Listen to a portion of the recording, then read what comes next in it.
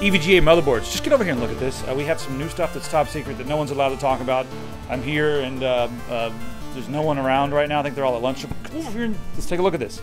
This is the next generation Socket 2011 stuff from Intel right here. Just come all the way in and look at this. You got to see this.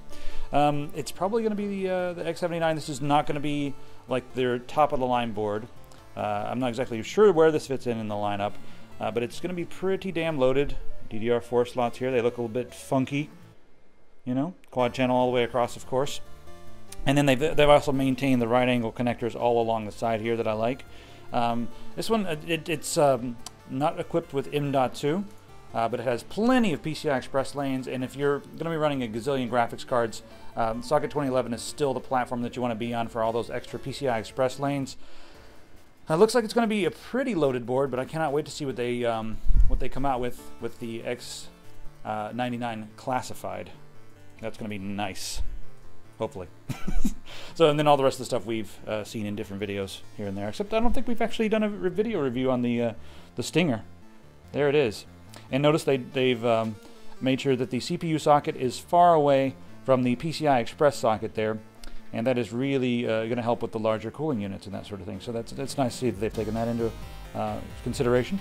So Jacob, we've got some new power supplies. I see a 1600 watt titanium certified. Yep. That's ridiculous. But I guess we should start over here and then go down the line. What do we got here? Yeah, so today we have a, I would say almost top to bottom lineup of power supplies from 430 watts all the way up to 1300 watts. But we have a couple new models we're introducing. We have 1600 watts. So we're introducing a 1600 watt gold, 1600 watt platinum, and a 1600 watt titanium. Okay, what's the efficiency on the titanium? Titanium is 94%. And if you're in Europe, what is it? It's like 96. 96. We got to move to Europe if you need the utmost efficiency. Just move to Europe.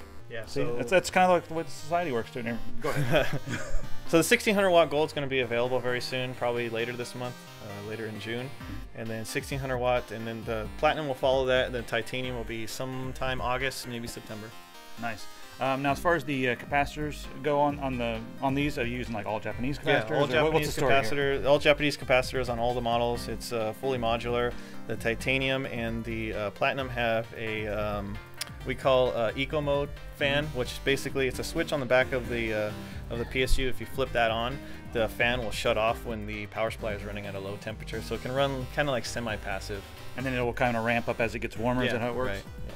Cool. Have you noticed that there's any? If you turn that on, have you noticed that like, is there like a jarring noise when it kicks on? Does it whir up, or how does it work? Starts off at a very low RPM, so when it first kicks in, you really don't hear it. But when the CPU is, when the system is idle, or you're just browsing around, it's completely silent. Cool. All right. So, what could you power with the 1600 watt? What would you power? I mean, like, what would you do with all that? I would probably just put 4 Titan Z's on there. I think I could do that. It's because you're crazy. There's no help. I see a keyboard, and then we've seen the Torque X10, but what's going on with this keyboard? So this is a keyboard that is that we've been working on. Right now, it's in very, very, very early prototype stages, so it's going to change quite a bit. Like this one looks like it's handmade. Yeah, it basically is handmade. It's a hand-built sample. A lot of things don't work on it yet because it's still so early. Idea stage. But it is going to be fully mechanical. There's an LED up here that shows you system vitals like CPU temperature, GPU temperature, in-game frame rate, and then of course we have these switches here. Are you actually pulling like the OpenGL information for in-game frame rate and all that, or we can pull it from our Precision software, yeah. So we can pull the information and display it on here. Awesome. And as far as the switch type goes, what are you guys using for that? We're planning to ship with Cherry Red starting, but we may look at some other variations as well after it launches. I know he wants blue. I think Kane wants blue. So, you got any questions for this while you're playing with it, Kane?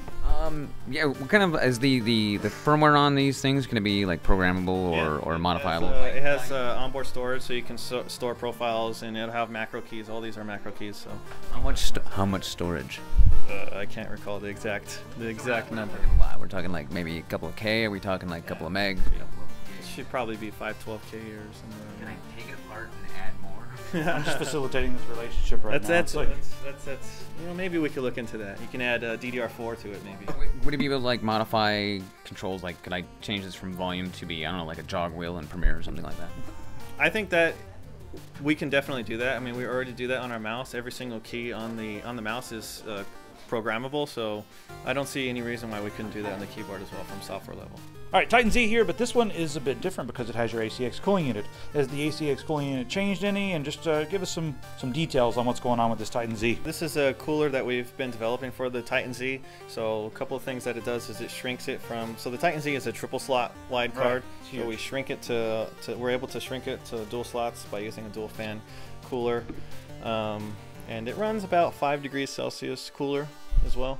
You're a liar. I don't believe you. How can it be smaller and cooler? There's no way.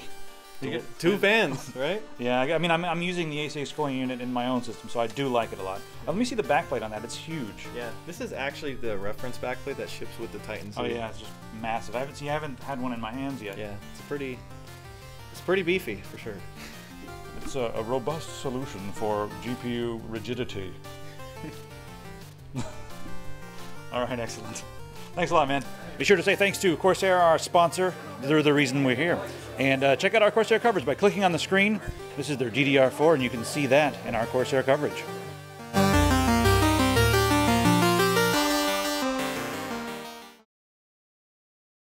Cool. Now, you guys accept community feedback as well? Yeah, like of course. In the comments, guys. I'll read all of your comments. He reads them all. He stays up till 4 in the morning reading our comments. Don't you? Yeah, it's true. It's true. Yeah. Sync up that audio, Jimmy. Do it. We're appreciative of your work at home. This is our editor. I'm giving him a message. You should have given the Just like, now, go ahead and try to sync this, Jimmy. Sync this up in post.